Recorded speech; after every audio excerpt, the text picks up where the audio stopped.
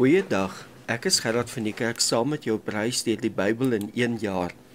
Vandag lees ons vanuit Markus 11, verse 12 tot 26. En ons sien in hierdie gedeelte dat Jesus 'n vyeboom vervloek, die tempel reinig, en ons leer iets rondom daardie simboliek van geloof, gebed en vergifnis. Nou, in verse 12 tot 14 lees ons die gedeelte waar Jesus 'n vyeboom sien, honger is, daar kom en daar is geen vrugte nie. En Jesus vervloek dan die vyeboom sonder vrugte. En Jesus sê in vers 14, mag niemand ooit weer van jou vrug eet nie. Die vyeboom, en dan in vers 20 sien ons die vyeboom met verdor tot op sy wortels. Nou ek steun in hierdie vandag baie op die Bybel in praktyk kommentaar rondom hierdie gedeeltes en ek lees vir ons vanuit die Bybel in praktyk kommentaar die volgende. Vye was gewilde en goedkoop voedselsoort in Palestina. Dit neem 3 jaar vandat 'n vyeboom geplant word tot dit vrugte dra. 'n Vyeboom dra baie vrugte en daar word 2 keer per jaar vye gepluk, laat in die lente en vroeg in die herfs. Hierdie voorval het in die lente gebeur, pas nadat die blare weer begin uitkom het. Die klein vytjies groei gewoonlik saam met die blare, maar hierdie boom het geen vye gehad nie, hoewel dit vol blare was. Dit sou dus nie daardie jaar enige vrugte dra nie. Jesus se skerp woorde het beteken dat die volk van Israel net soos die vyeboom was. Hulle was ook veronderstel om baie vrugte te dra, maar in plaas daarvan was hulle sonder enige vrugte. En ek lees dit uit die Bybel in praktyk. Nou, ons sien die vyeboom simboliseer Israel en ook my en jou as gelowiges. Vol blare wat skyn is, maar sonder vrug, wat ware geloof en gehoorsaamheid verteenwoordig. God verwag vrugbaarheid van sy volk en van my en jou, nie net uiterlike godsdienstigheid nie. God oordeel ook skynheiligheid. Geloof vorm godsdienst sonder inhoud, geloof sonder dade. Gaan kyk gerus na Jakobus 2 vers 17 in hierdie met hierdie in die gedagte. Vraag wat ek en jy vir mekaar kan afvra en ons self kan afvra en bid dat die Heilige Gees dit vir ons sal wys. Bring ek en jy geestelike vrug voort, of is ons geloof net uiterlike skyn? In verse 15 tot 19 lees ons van Jesus wat die tempel reinig van korrupsie. En Jesus sê baie duidelik, my huis in vers 17, my huis moet 'n huis van gebed wees vir al die nasies, maar julle het dit 'n rowersnes gemaak. Weereens steun ek op die Bybel in praktyk kommentaar in vers 14 tot 15. Jesus was ontsteld omdat Israel, na wie hy gekom het, die skyn van godsdienstigheid gehad het, maar nie hulle ware verlosser wou aanvaar nie. Die blare was mooi, maar die vrug van geloof het ontbreek, en dit nog te meer omdat die eindtyd reeds aangebreek het.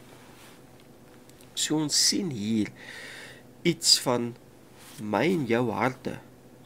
God se tempel is vir hom heilig, en ek en jy is vandag sy tempel, want 1 Korintiërs 6 vers 19 sê ons is sy tempel. En daarom moet dit die tempel, ons lewens, God se tempel, 'n plek wees van gebed, heiligheid en opregtheid. Ware aanbidding is nie vir wins of vertoon nie. Dit gaan oor 'n verhouding met God. En geestelike reiniging is nodig wanneer aanbidding besmet word deur die wêreld se agendas. Vraag vir my en jou, reinig ek en jy ons gereeld van selfgesentreerde agendas wanneer ons tot God bid? Is my en jou hart heilig en rein voor God? En is ons besig wanneer ons intree en bid vir hom en tot hom, dat ons bid volgens sy wil en nie volgens my eie selfsugtige agenda nie? Dan sien ons in vers 22 tot 26 dat Jesus ons leer oor geloof, gebed en vergifnis. In vers 22 sê Jesus, glo in God. Alles waarvoor julle bid en vra, glo dat julle dit reeds ontvang het, vers 24. En dan lees ons in vers 25 tot 26, as julle nie vergewe nie, sal julle Vader julle oortredings ook nie vergewe nie. En ek wil graag weer die Bybel in Praktyk se kommentaar by Markus 11 vers 22 tot 23 lees. Toe Jesus en sy disippels die dinsdagoggend weer by die vyeboom verbystap en sien dat dit verdroog is, begin hy oor geloof te praat. Die disippels moet op God vertrou en die vertroue moet sigbaar wees. Dit moet vrug toon. Om bloot te bid dat 'n berg in die see val, het niks te doen met die wil van God nie. Jesus het dit slegs as 'n voorbeeld gebruik om aan te toon dat die onmoontlike vir God moontlik is. God antwoord gebede, maar hy doen dit nie omdat ons gesindheid 'n positiewe verdienste is nie. Nee, daar is ander sake wat vir gebedsverhoording geld.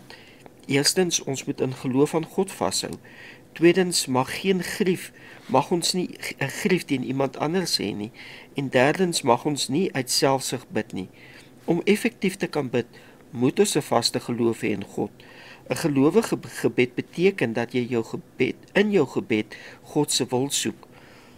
Nie dat ek en jy ons wil op hom afdruk nie. Ons geloof moenie gesetel wees in dit waarvoor ons bid nie. As ons geloof gerig is op dit wat ons vra, sal daar vir ons niks oorbly as ons versoeke geweier word nie. So, in hierdie gedeelte kan ons sien, die onmoontlike is vir God moontlik, soos 'n berg wat in die see val. Maar gebed moet in geloof en vertroue en gehoorsaamheid geskied. Ons moet nie twyfel nie, maar ons moet ook nie net gebed 'n ritueel maak nie. Dit is 'n persoonlike verhouding met God die Vader, gelei deur sy Heilige Gees om in te tree wat op sy hart is. Maar vergifnis is 'n voorwaarde vir gesonde gebedslewe. Ons kan nie ware geloofsgemeenskap met God hê terwyl ons wrokke koester nie. So geloof, gebed en vergifnis is onlosmaaklik verbind. Bid ek en jy met geloof sonder twyfel. Vergewe ek en jy vrylik sonder dat ons wrokke hou teen ander mense, soos wat God ons vergewe. Skrifgedeeltes om vandag verder bidend oor te gaan oordink. Ek wil jou uitnooi, Galasiërs 5 vers 22, die vrug van die Gees. Wees doeners van die woord in Jakobus 1 vers 22. 1 Korintiërs 6 vers 19, ons is die tempel van die Heilige Gees. En dan Matteus 6 vers 14 tot 15, waar Jesus ons herinner, vergewe, sodat julle vergewe kan word. Groete en seënwense vir jou.